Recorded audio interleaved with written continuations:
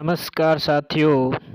आज के इस वीडियो के अंदर हम जो फूड कॉरपोरेशन ऑफ इंडिया यानी एफसीआई के अंदर नया भर्ती नोटिफिकेशन जारी हुआ है उसके बारे में चर्चा करने वाले हैं कि किन किन पदों पर ये भर्ती निकली है और इन अलग अलग पदों के लिए क्या क्या योग्यता रहने वाली है और इसकी क्या सिलेक्शन प्रोसेस रहेगी। इन तमाम पहलुओं पर हम आज इस वीडियो में चर्चा करने वाले हैं। सबसे पहले हम जानते हैं कि किन किन पदों पर ये भर्ती आई है। तो ध्यान दीजिए, नोटिफिकेशन के अंदर लिखा हुआ है कि मैनेजर पद के ऊपर ये भर्ती है और मैनेजर भी अलग अलग है। एक जनरल मैनेजर है, एक depot, movement, accounts, technical, civil engineering, electrical और मैकेनिकल इंजीनियरिंग के जो मैनेजर पद है उनके ऊपर ये भर्ती निकली है। और जो भी इसके साथ में इन्होंने स्पष्ट रूप से लिखा है कि इन पदों के ऊपर जो भर्ती होगी उसके अंदर आपको 6 महीने की अनिवार्य रूप से ट्रेनिंग लेनी पड़ेगी और इस 6 महीने की ट्रेनिंग के दौरान सरकार आपको केवल 40,000 रुपये प्रति मंथ का जो वेतन है वो देने वाली है और उसके बाद में आपको 40,000 से लेकर 1,40,000 का जो वेतनमान है वो आपको दिए जाने वाला है। तो ये तो रही इन पदों के बारे में जानकारी और इनके लिए जो वेतन दिया जाएगा और ट्रेनिंग के दौरान क्या वेतन रहने वाला है।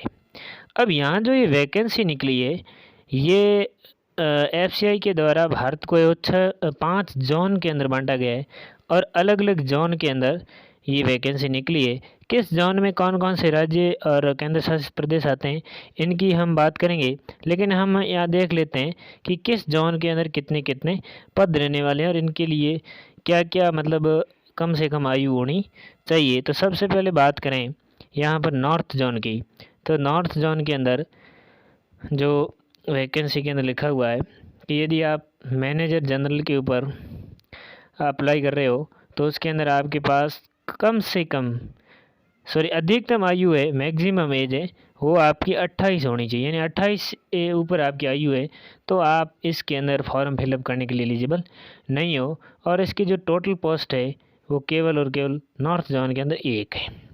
मैनेजर डिपोट के लिए भी वही है कि आप कम से कम आपकी जो अधिकतम आयु है वो 28 होनी चाहिए, इससे ज़्यादा नहीं होनी चाहिए। और इसके अंदर जो पोस्ट की बात करें तो यहाँ पर एक एससी, एक एसटी का, एक ओबीसी और 4 है वो टोटल इसके अंदर वैकेंसी रहेगी और 2 पीडब्ल्यूडी और उनसे संबंधित वैकेंसी रहेगी। मुख्य बात यहाँ पर पदों की संख्या को लेकर नहीं है, बल्कि बात यह है कि किस पद के लिए कितनी कम से कम है अधिकतम आपके पास कितनी एज होनी चाहिए। तो बात आगे करें, वहीं मैनेजर मूवमेंट की बात करें तो इसके लिए भी आपकी आयु कम 28 वर्ष से ज़्यादा नहीं होनी चाहिए। वहीं अकाउंट्स के लिए भी वही 28 वर्ष से ज़्यादा नहीं होनी चाहिए और मैनेजर के लिए भी आपकी 28 वर्ष से ज़्यादा आयु नहीं होनी चाहिए। सिविल इंजीनियरिंग के लिए भी 28 वर्ष से ज़्यादा आपकी आयु नहीं होनी चाहिए। लेकिन कुछ पद हैं, जैसे यहाँ पर देखिए वही बात है कि मैनेजर इलेक्ट्रिकल इंजीनियरिंग है तो उसके लिए भी आपको 28 वर्ष की आयु से अधिक नहीं होनी चाहिए। लेकिन मैनेजर हिंदी का जो पोस्ट है उसके लिए आप 35 वर्ष के हैं तो ठीक है, उससे अधिक आपकी आयु तो आप इसके लिए एलिजिबल नहीं होंगे। तो ये तो थी इसके जो आयु से संबंधित जानकारी है वो। फिर अलग अलग जो जोन वाइज भर्ती दे रखी है, किस जोन में कितने पद है, इनको आप विस्तृत पीडीएफ वेबसाइट से या फिर इस वीडियो के डिस्क्रिप्शन के अंदर लिंक दे दूंगा, वहाँ से आप डाउनलोड कर लेना। तो वहाँ से आप सही ढंग से देख सकते हो। यहाँ पर देखिए ये वेस्ट जोन के पदों का विवरण है। यहाँ पर मुख्य बात आयु को लेकर थी जो कि मैंने आपके पास सामने स्पष्ट है वो बिल्कुल कर दिए। ये नॉर्थ ईस्ट जोन का विवरण दे रखा है। वहीं अब यहाँ पर एक बात और ध्यान देने वाली है कि आयु के अंदर भी आपको है वो जो नियमानुसार आरक्षण मिलता है उसके अंदर आपको विशेष रूप से छूट मिलेगी, वो आप वो सही ढंग से यहाँ से पढ़ के देख सकते हो। फिर आगे बढ़ते हैं। यहाँ पर ये जो दिव्यांग है उनसे संबंधित बातें दे रखी है जो कि आप विस्तृत विज्ञापन है उसको आप आराम से पढ़ सकते हो, ब्लाइंडनेस है वगैरह उनसे संबंधित। फिर हम आगे चलते हैं कि इसके अंदर सबसे बड़ी बात यह कि क्वालिफ़िकेशन क्या रहने वाली। क्वालिफ़िकेशन के अंदर आप जो पहली पोस्ट है मैनेजर जनरल की, उसके लिए आपके पास कम से कम ग्रेजुएशन की डिग्री होनी चाहिए, वो भी 60% के साथ में। आपके मार्क्स है वो ग्रेजुएशन के अंदर 60% के साथ में ग्रेजुएशन होना अनिवार्य, या फिर CA ICWA और CS ये डिग्री होनी चाहिए। यहाँ ध्यान देने वाली बात ये भी है कि जो SC ST और PWD की कैंडिडेट है उनके लिए ग्रेजुएशन के नंबर 55% होने चाहिए, यानी यहाँ 5% की इनको छूट दे रखी। तो ये तो थी जो जनरल मैनेजर की पोस्ट है उसकी योग्यता है। बात वही करें मैनेजर डिपोट की, तो ये डिपो जो मैनेजर है इसके लिए भी ग्रेजुएशन की डिग्री कम से कम 60% अंक, SC ST को वही छूट है और ये डिग्रियाँ यहाँ पर दे रखी है। वहीं मैनेजर मूवमेंट के लिए भी वही कि ग्रेजुएशन डिग्री कम से कम 60% होने अनिवार्य है, या फिर CICCS ये सारी चीज़ें हैं वो यहाँ पर होनी चाहिए। तो ये यहाँ पर दे रखा है। इससे हम आगे बढ़ते हैं। तो मैनेजर अकाउंट्स है उसके लिए जो योग्यता है थोड़ी सी अलग है। वो क्या है कि आप एसोसिएट मेंबर होने चाहिए, आपके पास मेंबरशिप होनी चाहिए किसकी, कि the institute of chartered accounts of India, या फिर the institute of cost accounts of India, या फिर the institute of company secretary of India. इन तीनों में से किसी एक के साथ आपकी मेंबरशिप होनी चाहिए, या फिर आपके पास किसी भी यूनिवर्सिटी से BCom की डिग्री होनी चाहिए। और BCom के साथ में कुछ उन्होंने स्पष्टीकरण और भी दे रखा है, उसको भी हम देख लेते हैं कि उसके साथ में आपके पास पोस्ट ग्रेजुएट की डिग्री भी होनी चाहिए, वो भी MBA के अंदर। तो ये अलग अलग जानकारी, यानी कुल मिला के आपके पास पोस्ट ग्रेजुएशन होना चाहिए इस पद के लिए, अकाउंट्स पद के लिए। फिर मैनेजर जो टेक्निकल का पद है उसके लिए BSc एग्रीकल्चर आपने कर रखी है किसी यूनिवर्सिटी तो वो, या फिर BTech की डिग्री या BE की डिग्री ये भी यहाँ पर दे रखा है, और या फिर BTech की डिग्री, BE की डिग्री इन फूड साइंस और टेक्नोलॉजी के अंदर कर रखी है तो भी वो चलेगा। यानी ये योग्यता इस टेक्निकल फील्ड के लिए रहने वाली, यहाँ पर अलग अलग योग्यता भी दे रखी है, आप उसको देख सकते हो। उसके बाद में मैनेजर सिविल इंजीनियरिंग के लिए आपके पास सिविल इंजीनियरिंग की डिग्री होनी चाहिए किसी भी यूनिवर्सिटी के लिए, और मैनेजर इलेक्ट्रिकल इंजीनियरिंग के लिए तो आपके पास इलेक्ट्रिकल इंजीनियरिंग या मैकेनिकल इंजीनियरिंग की डिग्री है वो किसी यूनिवर्सिटी की होनी चाहिए, ये योग्यता इनके लिए रहने वाली है। फिर मैनेजर हिंदी का जो पोस्ट है उसकी योग्यता कुछ थोड़ी सी अलग है। वो क्या है, इसके लिए आपके पास कम से कम मास्टर डिग्री, यानी आपके पास है वो मास्टर की डिग्री होनी चाहिए। मास्टर डिग्री आपके पास पोस्ट ग्रेजुएशन होना चाहिए, उसके अंदर भी हिंदी और अंग्रेजी दोनों सब्जेक्ट्स की अनिवार्यता है। तो ये दोनों सब्जेक्ट्स आपके उसके अंदर होने साथ में होने चाहिए। आप किसी भी क्षेत्र से आपने मास्टर की डिग्री की है लेकिन हिंदी और अंग्रेजी विषय उसके अंदर बिल्कुल ही शामिल होने चाहिए, तो वो है वो यहाँ पर दिया गया। और इसके साथ में जो मास्टर डिग्री है उसके साथ साथ में आपको 5 वर्ष का एक्सपीरियंस होना चाहिए। किस में होना चाहिए एक्सपीरियंस, तो हिंदी से अंग्रेजी में ट्रांसलेशन का, या अंग्रेजी से हिंदी में ट्रांसलेशन का आपके पास है बिल्कुल 5 वर्ष का एक्सपीरियंस होना चाहिए। या फिर 5 वर्ष का एक्सपीरियंस टीचिंग के अंदर, पढ़ाने के अंदर, या रिसर्च राइटिंग और जर्नलिज्म इन हिंदी के अंदर, यानी पत्रकारिता के अंदर हिंदी के अंदर आपके पास 5 वर्ष का एक्सपीरियंस है। ये दोनों चीज़ें होनी आपके पास ज़रूरी है। तो ये तो होगी बात योग्यता की। अब यहाँ पर हम देखेंगे कि इसकी सिलेक्शन प्रोसेस क्या रहेगी, यानी किस तरीके से सिलेक्शन होगा। तो सिलेक्शन के लिए आपको पता है कि सबसे पहले आपको ऑनलाइन मोड में आपको है वो एप्लीकेशन फॉर्म भरना पड़ेगा। अप्लाई करने के बाद में क्या होने वाला है, इसकी सिलेक्शन प्रोसेस क्या रहेगी, किस तरीके से एग्ज़ाम होगा, क्या कुछ रहेगा, उसके ऊपर अपन अभी चर्चा करने वाले हैं। तो नीचे स्क्रॉल कर लेता हूँ मैं, ये रही सिलेक्शन प्रोसेस। तो जो अलग अलग पद है इसके लिए सिलेक्शन प्रोसेस के अंदर आपको ऑनलाइन टेस्ट देना पड़ेगा। और उस तो जो सिलेक्शन की जो प्रोसेस रहेगी वो है वो इसके अंदर आपको 2 फेज़ के अंदर सिलेक्शन होगा। जो ऑनलाइन टेस्ट होगा और ऑनलाइन टेस्ट के अंदर पहला फेस होगा उसका है वो आपके सामने मैं सिलेबस का जिक्र करता हूँ। तो देखिए सिलेबस क्या रहने वाला है। पहला जो पेपर होगा पहले फेस के अंदर आपके सिलेबस के अंदर इंग्लिश लैंग्वेज के 25 प्रश्न आएंगे, यानी ग्रामर से संबंधित क्वेश्चन आएंगे 25 नंबर के, 15 मिनट के अंदर आपको सॉल्व करने हैं और भाषा इसकी इंग्लिश रहेगी। दूसरा रीजनिंग एबिलिटी के 25 प्रश्न आने वाले हैं, 15 मिनट के अंदर आप इसको सॉल्व करना है। दोनों ही भाषा हिंदी और अंग्रेजी के अंदर ही पेपर रहने वाला है। और उसके बाद में न्यूमेरिकल एप्टीट्यूड यानी गणित से संबंधित सवाल है वो भी 25 से आएंगे और 15 मिनट के अंदर आप इनको आपको सरल करना है।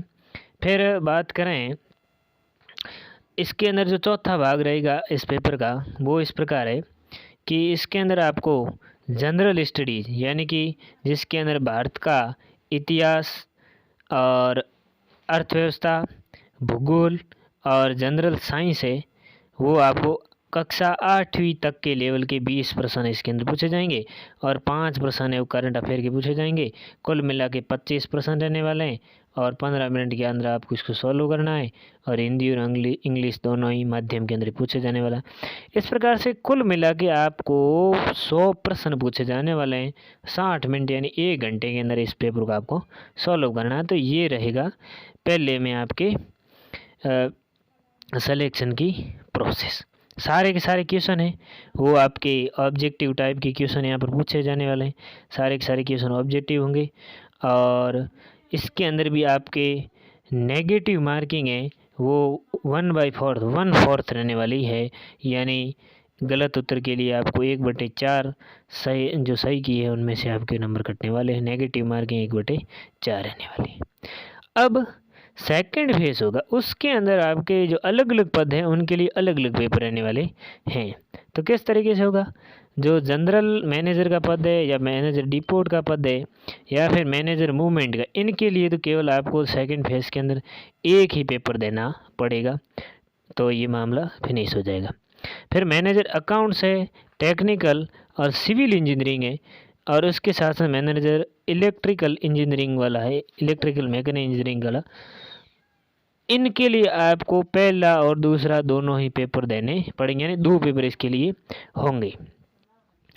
और फिर जो मैनेजर हिंदी है उसके जो पद है उसके लिए आपको एक तीसरा और चौथा ये 2 पेपर है इस पोस्ट के लिए आपको देने पड़ेंगे। तो इस तरीके से ये है वो पेपर होंगे और पेपर आपके सिंगल सिटिंग के अंदर, यानी एक बार आप जाओगे बैठने के बाद आपके दोनों पेपर साथ साथ में होंगे, यानी एक पेपर हुआ और उसके बाद में दूसरा पेपर होने वाला, ये भी इन्होंने यहाँ पर क्लियर किया है। तो इस तरीके से ये तो रहेगा आपके दूसरा पेपर की जो फेस की जो प्रोसेस है वो।